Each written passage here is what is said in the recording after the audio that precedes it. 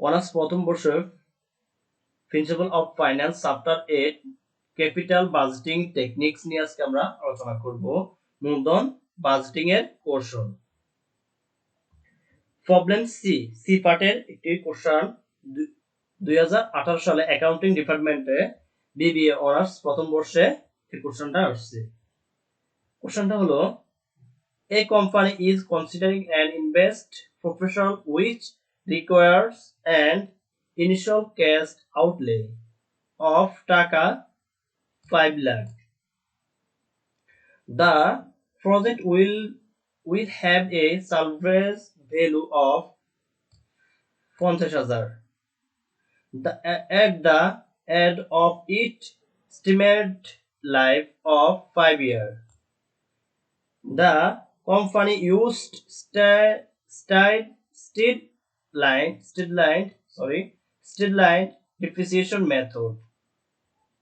Tax rate 40% and cost of capital is 10%. The statement cash flow before tax are as follows. প্রথমে ইয়ার, তারপরে cash flows, তারপরে টাকা। প্রথম বর্ষে 1,20,000, দ্বিতীয় বর্ষে 1,40,000, তৃতীয় বর্ষে 1,60,000, চতুর্থ বর্ষে 1,80,000, পঞ্চম বর্ষে 2 লক্ষ টাকা। আমাদের কোশ্চেনে বলা হয়েছে রিকোয়ার পেব্যাক পিরিয়ড নির্ণয় করার জন্য বলছে, তারপরে সারপ্লাস লাইফ এসএল নির্ণয় করার জন্য বলছে, নেট প্রেজেন্ট ভ্যালু এনপিবি নির্ণয় করার জন্য বলছে, প্রফিটেবিলিটি ইনডেক্স আইপিআই নির্ণয় করার জন্য বলা হয়েছে। প্রথমে আমরা সলিউশন লিখতে হবে। প্রথমে লিখতে হবে আমাদের ডিপ্রিসিয়েশন সূত্রটা কি? Cost minus salvage value. Useful life আমাদের 5 ইয়ার দেওয়া আছে। 5 ইয়ার দেওয়া আছে। কস্ট দেওয়া আছে আমাদের 5 লক্ষ টাকা, আর সালভেজ ভ্যালু দেওয়া আছে আমাদের 50,000। 5 লক্ষ মাইনাস 50,000, 50,000 থাকলে আর থাকে 4,50,000। 4,50,000 5 দ্বারা ভাগ করি, আমাদের হয় 90,000। আমাদের ডিপ্রিসিয়েশন হচ্ছে 90,000। তারপরে আমাদের কলমটা আঁকতে হবে। কলমের প্রথমে ইয়ার, তারপরে সিএফবিটি ডিপ্রিসিয়েশন আর্নিং বিফোর ট্যাক্স 40%। আমাদের প্রশ্ন বলা হয়েছিল 40%, ট্যাক্স দেওয়ার কথা ছিল 40%। আর্নিং আফটার ট্যাক্স, তারপরে হচ্ছে ক্যাশ ফ্লো আফটার ট্যাক্স, তারপর দেওয়া আছে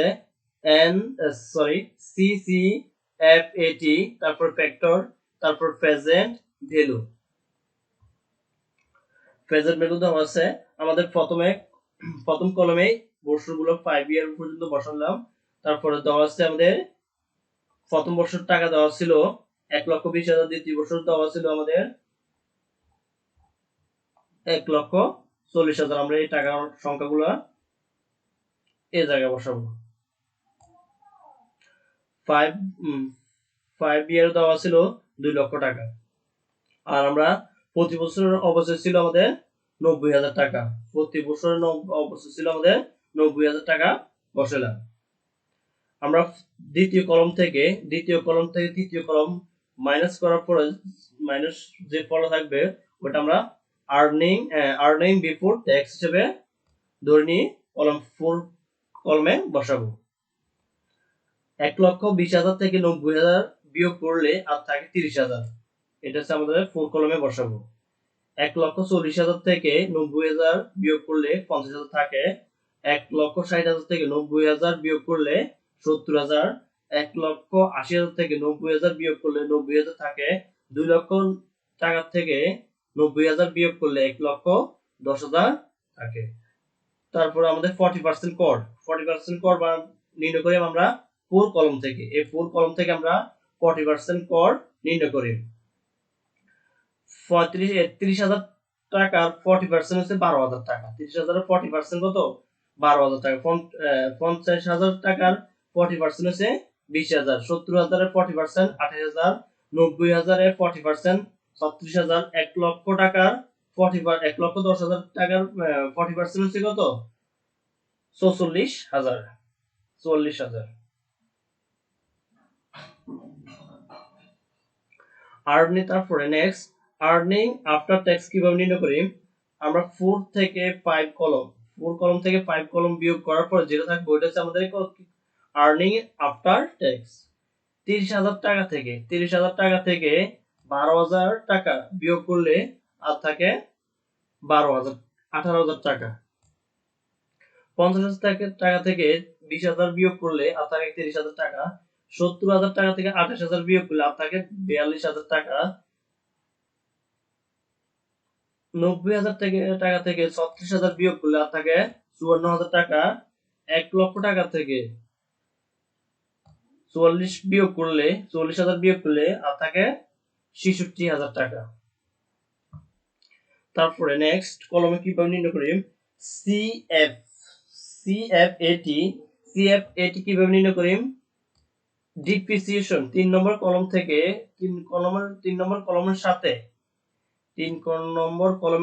6 নম্বর কলম কি করি? যোগ করি। 90,000 টাকার সাথে 18,000 টাকা বিয়োগ করলে 1,08,000 হয়। 90,000 টাকার সাথে 30,000 টাকা যোগ করলে আমার হবে যোগফল হবে 1,20,000। 90,000 টাকার সাথে 42,000 টাকা বিয়োগ করলে 32,000। 90,000 সাথে 54,000 টাকা বিয়োগ করলে 1,44,000। 90,000 টাকার সাথে 66,000 টাকা বিয়োগ যোগ করলে আমাদের হবে 1,56,000 টাকা। আর আমাদের সালভেজ ভ্যালু দেওয়া ছিল 50,000 টাকা। 50,000 টাকা বসালাম। তারপরে CCFAT আমরা 18,000 1 লক্ষ কত? 1,08,000 টাকা প্রথম কলমে বসালাম। এই 1,08,000 টাকার সাথে 1,20,000 টাকা যোগ করলে আমাদের হয় 2,28,000। এই 2,28,000 টাকার সাথে 2,28,000 টাকার সাথে 1,32,000 1,32,000 টাকা যোগ করলে 3,60,000 টাকা হয়। এভাবে আমরা প্রতিটা কলমে সাথে যোগ করি। 6 লক্ষ টাকার সাথে 6 লক্ষ টাকার সাথে আমি এটা সব বলে দিই। 3,60,000 টাকার সাথে 1,44,000 টাকা যোগ করলে 5,04,000 টাকা হয়। এই 5,04,000 টাকার সাথে 1,56,000 টাকা যোগ করলে আমাদের 6,60,000 টাকা হয়। 6,60,000 টাকার সাথে 50,000 টাকা যোগ করি আমাদের 7,10,000 টাকা হয়। এই হচ্ছে আমাদের CCFAT। তারপর ফ্যাক্টর কিভাবে নির্ণয় করি? ফ্যাক্টর আমরা আগেও নির্ণয় করছি বলে দিচ্ছি আমি কিভাবে সূত্র কোনটা। সূত্র তবু আমি আরেকবার লিখে দিই। 1 বাই ব্র্যাকেট 1 প্লাস 1 আমাদের n এর মান দেওয়া আছে কত? 10 লিখতে হবে আমাদের 0.10 ব্র্যাকেট। আমরা যদি প্রথম বর্ষ নির্ণয় করি, প্রথম বর্ষ নির্ণয় করলে আমরা n দেব 1, n এর মান হবে 1। দ্বিতীয় বর্ষ নির্ণয় করলে n আমরা দেব 2। তৃতীয় বর্ষ নির্ণয় করলে আমরা লিখব 3। চতুর্থ বর্ষ নির্ণয় করলে লিখব 4। শুধু n এর সংখ্যাগুলো পরিবর্তন করি আমরা ক্যালকুলেশন করলে আমাদের এই পয়েন্টগুলো আসবে। আমরা যদি এটা ক্যালকুলেশন করি, প্রথম 1 দিয়ে যদি আমরা ক্যালকুলেশন করি আমাদের হবে आंसर হবে 0.909 আমাদের এই आंसरটা আসবে। আমরা এইভাবে 5 ইয়ার পর্যন্ত আমরা নির্ণয় করব। এভাবে आंसरগুলো 5 ইয়ার নির্ণয় করি আমরা মানগুলা বসাবো। তারপরে নেক্সট প্রেজেন্ট ভ্যালু কিভাবে নির্ণয় করতে হবে আমাদের? সপ্তম কলমের সাথে নবম কলম কি করব? আমরা গুণ করব। 1,08,000 সাথে 0.909 গুণ করলে আমাদের হবো 58,172। 58,172 আমরা প্রতিটা কলম এভাবে নির্ণয় করব। আমরা সপ্তম কলমের সাথে নবম কলম গুণ করি, আমরা প্রতিটা কলম এভাবে নির্ণয় করে বসাবো। তারপর আমরা টোটাল প্রেজেন্ট ভ্যালু হবে আমাদের 5,72,702। টোটাল প্রেজেন্ট ভ্যালু হবে আমাদের কি 5,22,702 আমাদের হবে টোটাল প্রেজেন্ট ভ্যালু। আমরা প্রশ্ন যাই, প্রথম বলা হয়েছে পেব্যাক পিরিয়ড নির্ণয় করার জন্য। পেব্যাক পিরিয়ড নির্ণয় করার জন্য বলছে। পেব্যাক পিরিয়ড নির্ণয় সূত্রটা কি? a plus a plus NCO minus C। আমাদের NCO দেওয়া আছে 5 লক্ষ টাকা। দেখো NCO দেওয়া আছে আমাদের কত?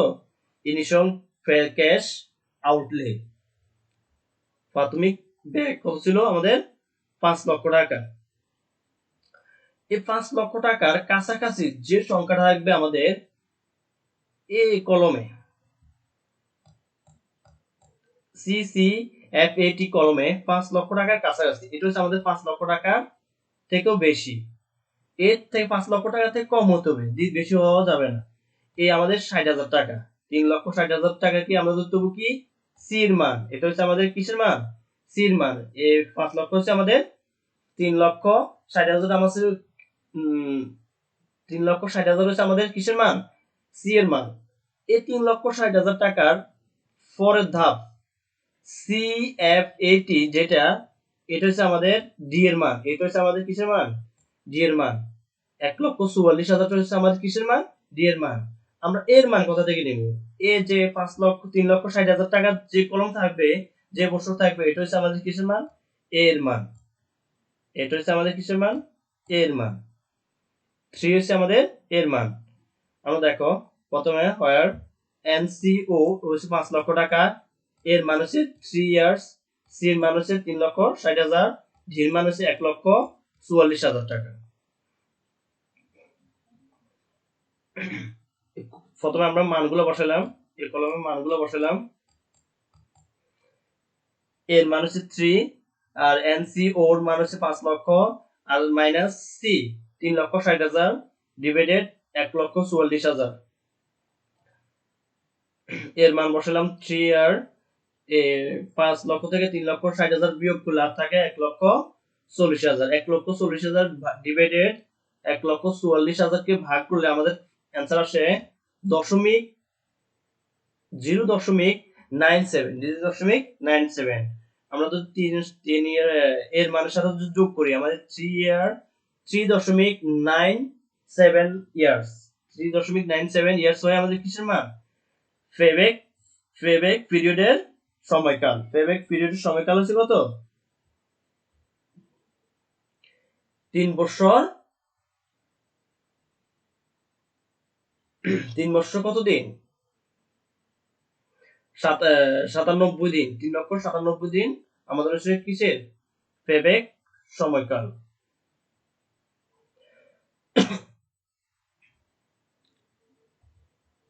সরি, দ্বিতীয় কোশ্চেনে কি বলা হয়েছে?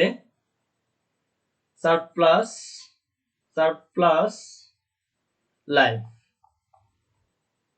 সূত্র রয়েছে আমাদের। দেখো সারপ্লাস লাইফ সূত্র রয়েছে কি ইউজফুল লাইফ মাইনাস ফি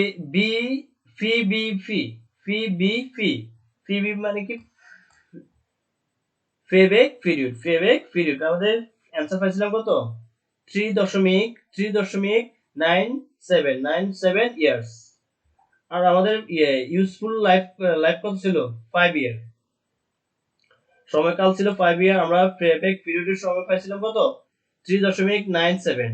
এর থেকে আমরা যদি বিয়োগ করি আমাদের অ্যান্সার আসে 1.09। এটা হচ্ছে আমাদের অ্যান্সার। 3 নম্বর কোশ্চেনে বলা হয়েছিল, দেখো নিট প্রেজেন্ট ভ্যালু নির্ণয় করার জন্য বলা হয়েছে। নিট প্রেজেন্ট ভ্যালু আমরা কিভাবে নির্ণয় করি? Net present total present value minus NCO. NCO আমাদের net present total present value ছিল 5,22,702। আমরা টোটাল প্রেজেন্ট ভ্যালু 5,22,702 বসালাম। আর এনসিও হচ্ছে 5 লক্ষ টাকা। এই টাকা থেকে যদি আমরা 5,22,000 টাকা থেকে যদি 5,22,702 থেকে যদি 5 লক্ষ বিয়োগ করি, আর থাকে কত? 22,702। এটা হচ্ছে আমাদের কিসের net present value. Net present value কত? 22,702। তারপর প্রশ্ন বলা হয়েছে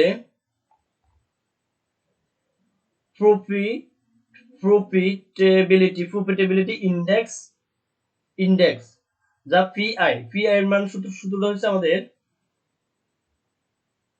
total present value by divided NCO. আমরা 5 লক্ষ টোটাল প্রেজেন্ট ভ্যালু হচ্ছে 5,22,702 ডিভাইডেড 5 লক্ষ দ্বারা ভাগ করলে আমাদের অ্যান্সার আসে 1.045 এটা হচ্ছে আমাদের অ্যান্সার। যদি তোমাদের কাছে ভিডিওটা ভালো লাগে তাহলে আমাদের চ্যানেল সাবস্ক্রাইব করবা, please subscribe the bell icon. আসসালামু আলাইকুম ওয়া রাহমাতুল্লাহি